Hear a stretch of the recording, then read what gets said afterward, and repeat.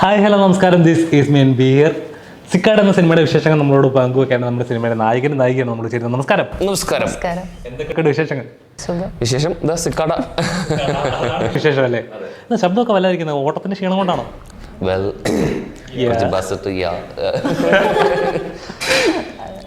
ഇപ്പൊ ശരിയല്ലേ?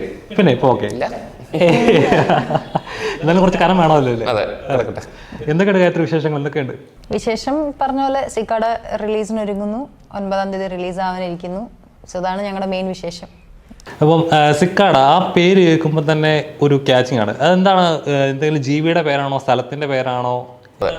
സിക്കാട എന്ന് പറയുന്നത് ആക്ച്വലി ചീവീടിന്റെ ആ ഫാമിലി നെയിമാണ് ബേസിക്കലി സിക്കാട. അപ്പോൾ ഈ സിക്കാട എന്ന് പറയാൻ കാരണം പല റീസൺസ് ഉണ്ട്. ഒന്ന്, ഇതിൽ ചീവീട് ഒരു കഥാപാത്രമാണ്. രണ്ട്, നമ്മളിപ്പോൾ ബേസിക്കലി ഈ ചീവീടിൻ്റെ ശബ്ദം, അതായത് ഒരേ ടൈമിൽ നമുക്ക് ഭയങ്കര ഇറിറ്റേറ്റിങ്ങുമാണ്, അറ്റ് ദ സെയിം ടൈം അതില്ലെങ്കിൽ ചിലപ്പോൾ ഭയങ്കര സൈലൻസും, കാട്ടിലൊക്കെ പോയി കഴിഞ്ഞാൽ സൈലൻസും ആയിരിക്കും. അപ്പോൾ ഒരേ തരത്തിൽ പോസിറ്റീവുമാണ് നെഗറ്റീവുമാണ്. അപ്പം ആ ഒരു സംഭവം ഇതിലത്തെ ക്യാരക്ടറൈസേഷൻ, നായകൻ്റെ ക്യാരക്ടറൈസേഷനിലൊക്കെ ഉണ്ട് ഉടനീളം. സോ അതാണ് സിക്കാട. എങ്ങനെയായിരുന്നു സിക്കാടിലേക്ക് വന്നത്? ഞാൻ സിക്കാടയിലേക്ക് വരുന്നത് ശ്രീജിത്തേട്ടൻ ഓഫ് കോഴ്സ് കോണ്ടാക്ട് ചെയ്തു. ശ്രീജിത്തേട്ടനുമായിട്ട് ഞാൻ മുമ്പൊരു വർക്ക് ചെയ്തിട്ടുണ്ട്. ശ്രീജിത്തേട്ടൻ്റെ ദുന്നെന്ന് പറഞ്ഞിട്ടൊരു ആൽബം, ഞങ്ങൾ ഹിന്ദി ആൽബം, അതിൽ ഞാൻ ഒരു ലീഡായിട്ട് ചെയ്തിട്ടുണ്ടായിരുന്നു. അപ്പം അത് കഴിഞ്ഞ് ഒത്തിരി വർഷങ്ങൾക്ക് ശേഷം ഒരു ദിവസം വളരെ അപ്രതീക്ഷിതമായിട്ട് ചേട്ടൻ ഇങ്ങനെ വിളിച്ചിട്ട് ഒരു സംഭവം, ഒരു സബ്ജക്റ്റ് ഉണ്ട്, ഇങ്ങനെ നീ ഇങ്ങനെ ചെയ്യൂ, എന്താണ് അവസ്ഥ എന്നൊക്കെ ചോദിച്ചു. ഞാൻ പറഞ്ഞു പിന്നെ എന്താ, ഞാൻ റെഡി ചെയ്യാം എന്ന് പറഞ്ഞു. അങ്ങനെ സബ്ജക്റ്റ് കേട്ടു, വന്നു, ചെയ്തു.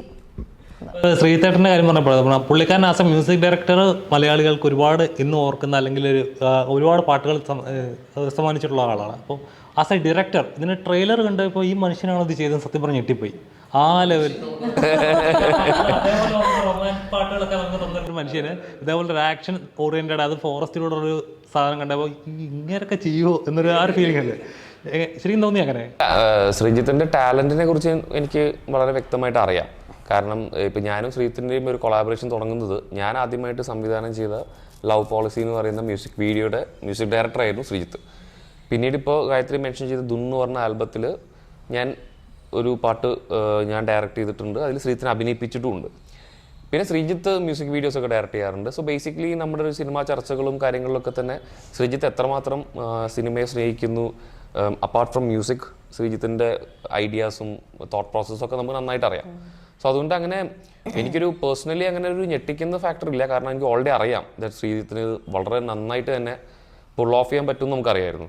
പിന്നെ ആദ്യത്തെ സിനിമയിൽ പക്ഷേ കുറച്ച് റിസ്കി സബ്ജക്റ്റാണ് എടുത്തിരിക്കുന്നത്. കാരണം ഒരു കൊമേഴ്ഷ്യൽ സിനിമയിൽ അങ്ങനത്തെ ഒരു പാറ്റേൺ ഓഫ് സിനിമ അല്ലാതെ ഒരു മീനിങ് ഫുൾ ആയിട്ടുള്ള, എന്നാൽ ഈ പറഞ്ഞ പ്രകൃതിയും വൈൽഡ് ലൈഫ് ആനിമൽസൊക്കെ മെയിനായിട്ട് വരുന്ന ഒരു സിനിമ എന്ന് പറയുന്നത് ഇത്തിരി ചാലഞ്ചിങ് ആണ്.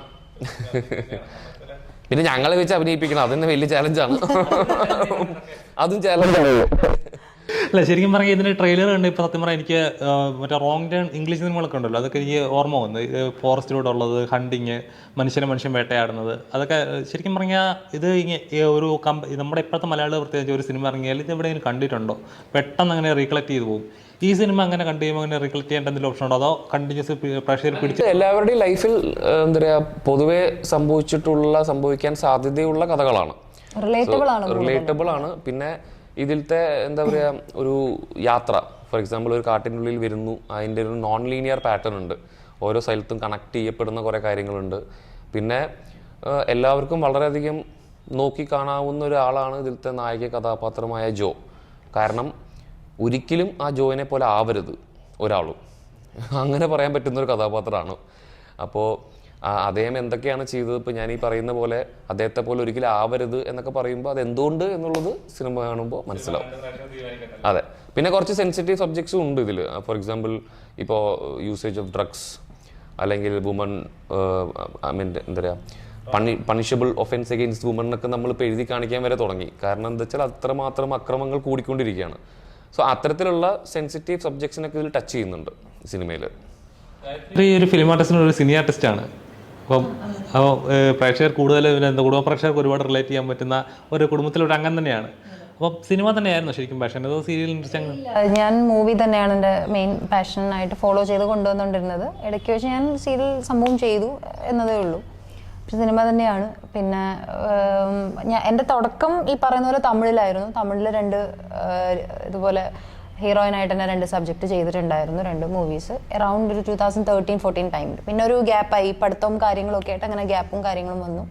പിന്നെ again back in to movies. ഇപ്പം 2019 ലാസ്റ്റ് പട്ടാഭിരാമൻ, നയൻ എന്നീ പടങ്ങളിലെല്ലാം ചെറിയ ക്യാരക്ടർ റോൾസ് ചെയ്തിട്ടുണ്ടായിരുന്നു.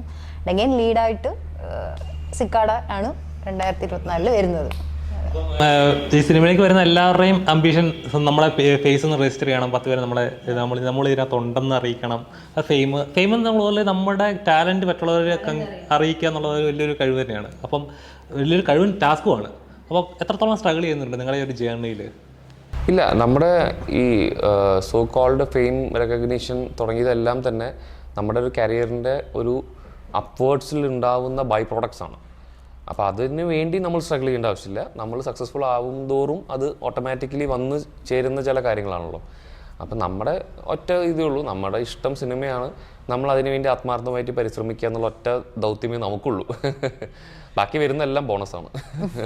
രഞ്ജിത്തേട്ടനെ കാണുമ്പോൾ ഫസ്റ്റ് എൻ്റെ മൈൻഡ് വരുന്ന മറ്റേ ഗോളം എന്നൊരു ചിത്രമാണ്.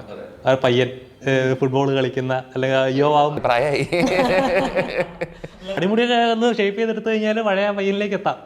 വീണ്ടും അങ്ങനെ കൊണ്ടുപോകാനുള്ള പരിപാടിയാണ്. റഹ്മാൻ സാറിൻ്റെ ഒക്കെ ഒരു ഇതായിരുന്നില്ല ആ ഒരു കാലഘട്ടത്തിൽ? എങ്ങനെ ഉണ്ടായിരുന്നു സാറുമായിട്ട് ആ ഒരു ഏജിലൊക്കെ വർക്ക് ചെയ്യാൻ പറ്റുമെന്ന് പറയാ? ഇപ്പോൾ ഞാൻ മറ്റേ ഇപ്പോൾ ആക്ച്വലി 1-2 സ്ഥലത്ത് പറഞ്ഞു, അതായത് അന്നത്തെയും ഇന്നത്തെയും വ്യത്യാസം എന്താ വെച്ചാൽ അന്ന് നമുക്കിതിൻ്റെ ABCD എന്ന് പറഞ്ഞ സംഭവം അറിയില്ല. ഇപ്പം ഞാൻ നേരെ ചെല്ലുന്നത് തന്നെ വലിയ വലിയ പേരുകൾക്കിടയിലാണ്. Kamal sir, P. സുകുമാർ, അതേപോലെ വിദ്യാസാഗർ തുടങ്ങിയിട്ടുള്ള ഒരു പേരുകൾക്കിടയിലേക്കാണ് ഞാൻ പോകുന്നത്. മാത്രമല്ല സപ്പോർട്ടിംഗ് ആയിട്ട് നിൽക്കുന്ന അല്ലെങ്കിൽ കൂടെ നിൽക്കുന്നവരൊക്കെ നോക്കിക്കഴിഞ്ഞാൽ റഹ്മാൻ സാർ, സലീം കുമാർ സാർ, മുകേഷ് ഏട്ടൻ തുടങ്ങിയിട്ടുള്ള വമ്പൻ താരനിരയും. അപ്പം ഞാനൊക്കെ അന്നെന്ന് പറഞ്ഞാൽ എനിക്ക് ഒന്നും അറിയില്ല. എന്താണോ പറയുന്നത് അതെങ്കിലൊക്കെ ചെയ്യുക, രക്ഷപ്പെട്ട് പോകുക എന്നുള്ള സംഭവം മാത്രമേ ഉണ്ടായിരുന്നുള്ളൂ. ഇന്നത്തെ ജനറേഷൻ്റെ ഏറ്റവും വലിയ അഡ്വാൻറ്റേജ് എന്താ വെച്ചാൽ കൊച്ചു കുട്ടികൾക്ക് വരെ ഇപ്പോൾ എഡിറ്റിംഗ് അറിയാം, കൊച്ചു കുട്ടികൾക്ക് വരെ റീൽ ഉണ്ടാക്കാൻ അറിയാം. ഒരു സോ കോൾഡ് ഒരു ക്യാമറ ഫിയർ വളരെ കുറവാണ്. അത് ഭയങ്കരമായിട്ട് അവരെ ഹെൽപ്പ് ചെയ്യും. അത്തരത്തിലുള്ള ഡിഫറൻസസും കാര്യങ്ങളും ഉണ്ട്. പക്ഷെ അന്ന് വന്നതുകൊണ്ടായിരിക്കാം ചിലപ്പോൾ അന്ന് ശ്രദ്ധിക്കപ്പെട്ടത്. ഒരിക്കലല്ലോ, അയ്യോ അത്രയും ലെജൻഡറി ഡയറക്ടേഴ്സിനൊപ്പം വർക്ക് ചെയ്യാൻ പറ്റിയെന്ന് പറയുന്നത് തന്നെ എന്നെ സംബന്ധിച്ചുള്ള ഒരു വലിയ ബ്ലെസ്സിങ് ആണ്. ഗായത്രിക്ക് അങ്ങനെ എന്തെങ്കിലും അംബിഷൻസ് ഉണ്ടോ? ഇന്നവരോട് ഇതാണെങ്കിൽ വർക്ക് ചെയ്യാൻ പറ്റിയിരുന്നെങ്കിൽ അങ്ങനെ കൊതിക്കുന്ന ആരെങ്കിലും ഉണ്ടോ? അങ്ങനെ നോക്കിക്കാണുന്ന ഒരുപാട് ഡയറക്ടേഴ്സും ഒരുപാട് ഡയറക്ടേഴ്സ് ഉണ്ട് ഇന്ന്. പിന്നെ ഈ പറയുന്ന പോലെ നമുക്ക് ആഗ്രഹിക്കാം, അതിലേക്ക് എത്തിപ്പെടുക എന്ന് പറയുന്നത് ഒരു വലിയ ഒരു മിറാക്കിളാണ്. അത് എത്തിച്ചേരട്ടെ എന്ന് ഞാൻ ശരിക്കും പറഞ്ഞാൽ ആഗ്രഹിക്കുന്നുണ്ട്. അതെ.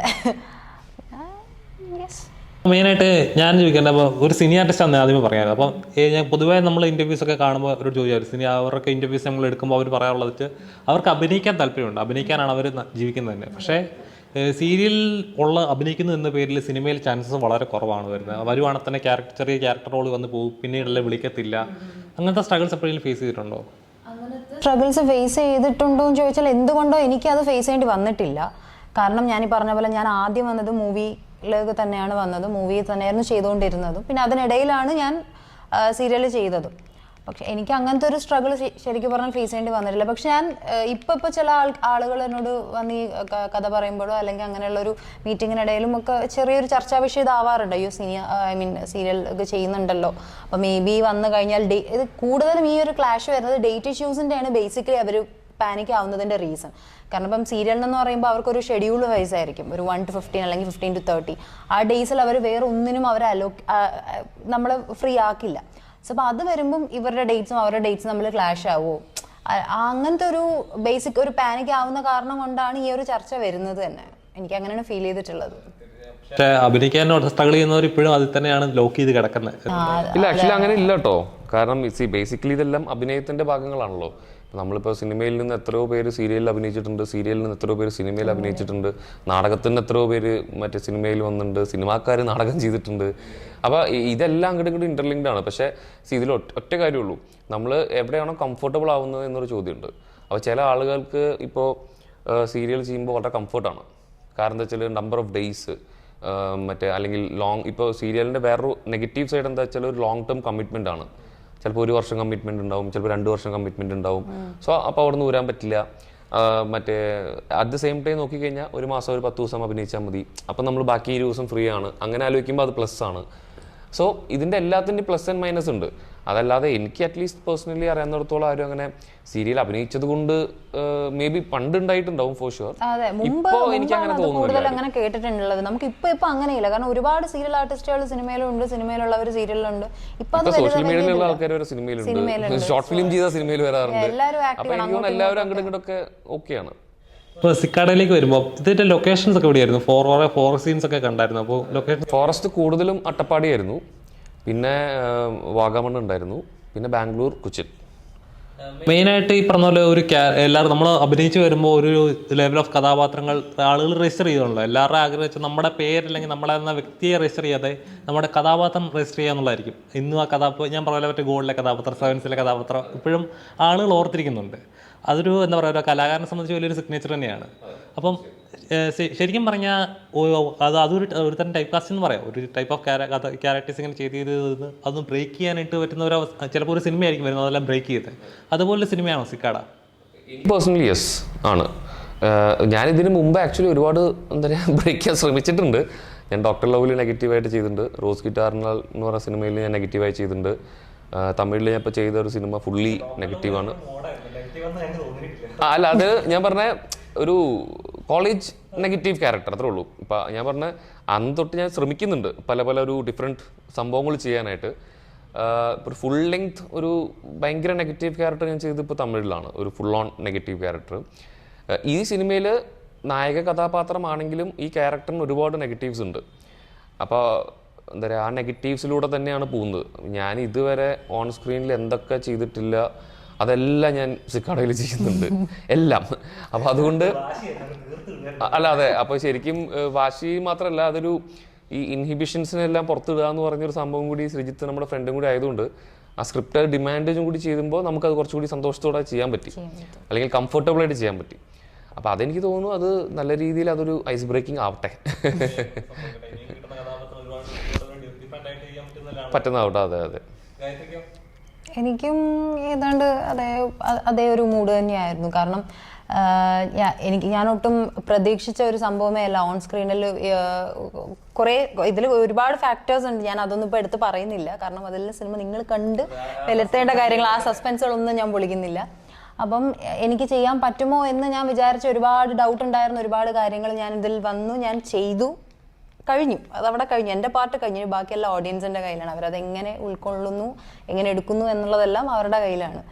സോ ഫോർ മീ ഓൾസോ ഇത് ഏറെ ചലഞ്ചിങ് ആയിട്ടുള്ള കുറേ സംഭവങ്ങളുണ്ട്. പക്ഷെ അതെല്ലാം നമ്മൾ മറികടന്ന് വന്നു, നല്ല രീതിയിൽ ഔട്ട് വന്നിട്ടും ഉണ്ട്.